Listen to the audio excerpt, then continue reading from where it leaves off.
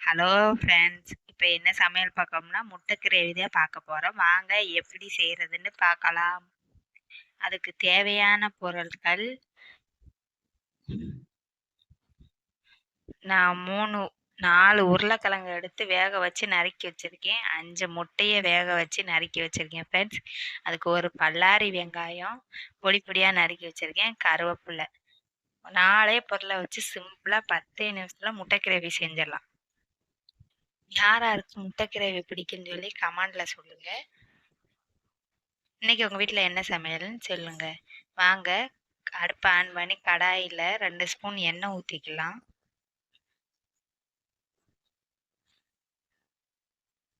ரெண்டு ஸ்பூன் எண்ணெய் ஊற்றி சோம்பு 1 ஸ்பூன் போட்டுக்கலாம்.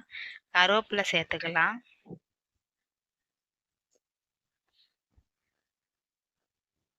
பாருங்க, நல்லா பொரிஞ்சுக்கிறதுக்கு இந்த ஸ்டேஜில் வெங்காயம் நறுக்கி பொடி பொடியாக வச்சுருக்கணும். இந்த வெங்காயம் சேர்த்துக்கலாம். இப்போ வெங்காயம் நல்லா வதங்கணும் ஃப்ரெண்ட்ஸ், அப்போ தான் நல்லாயிருக்கும். நல்லா வதங்கட்டும். பாருங்க, நல்லா வதங்கி இருக்கு.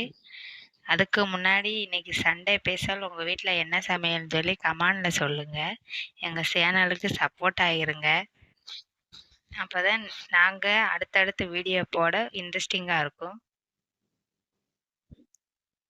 பாருங்கள் ஃப்ரெண்ட்ஸ், நல்லா வெங்காயம் வதங்கிக்கிருக்கு.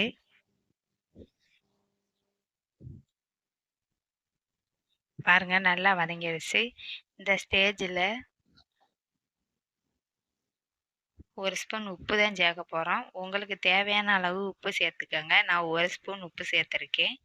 ஏன்னா உருளைக்கிழங்கு, முட்டை கிரேவிக்கு, வெங்காயத்துக்கு, இது 3க்கும் எனக்கு போதுமான அளவு. நல்லா வதங்கட்டும். உப்பு வெங்காயம் கூட போட்டதுமே சேர்த்துட்டிங்கன்னா நல்லா வெங்காயம் வதங்கிடும். பாருங்க, நல்லா வதங்கிருச்சு.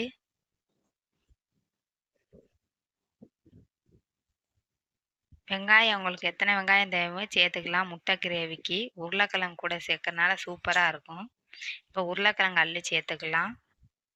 பொடி பொடியாக நறுக்கி வச்சோம்னா உருளைக்கிழங்கு, அது நான் வேக வச்சு தான் எடுத்திருக்கேன் உருளைக்கிழங்கு.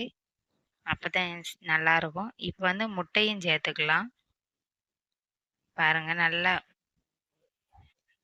இதை ஒரு கிளறி விட்டு முட்டையை சேர்த்துக்கலாம். இப்போ அது கூட மசாலா பொருளுக்கு சேர்க்க போகிறோம். 2 ஸ்பூன் கறி மசாலா பொடி, 1 ஸ்பூன் மிளகாய் பொடி, 2 ஸ்பூனு சிக்கன் 65 பொடி. அதான் ஃப்ளேவரே உங்களுக்கு. நல்லா அரை ஸ்பூன் தண்ணி, அரை டம்ளர் தண்ணி ஊற்றி நல்லா கொதிக்க விட்ருங்க. இந்த ஸ்டேஜுக்கு இன்னும் நல்லா வற்றினாதான் கிரேவி சூப்பராக இருக்கும். இப்போ 10 நிமிஷம் மூடி தான் வைக்க போகிறோம். 10 நிமிஷம் மூடி வச்சு எடுத்தோம்னா கிரேவி சூப்பராக ரெடி ஆயிடும். 10 நிமிஷம் மூடி வச்சிருக்கேன் பாருங்கள். 10 நிமிஷம் ஆயிடுச்சு. பாருங்கள், கிரேவி சூப்பராக ரெடி ஆயிடுச்சு. யாராருக்கு முட்டை கிரேவி ரொம்ப பிடிக்குன்னு சொல்லி கமெண்டில் சொல்லுங்கள். இந்த மாதிரி செஞ்சு கொடுங்க, நல்லா விரும்பி சாப்பிடுவாங்க.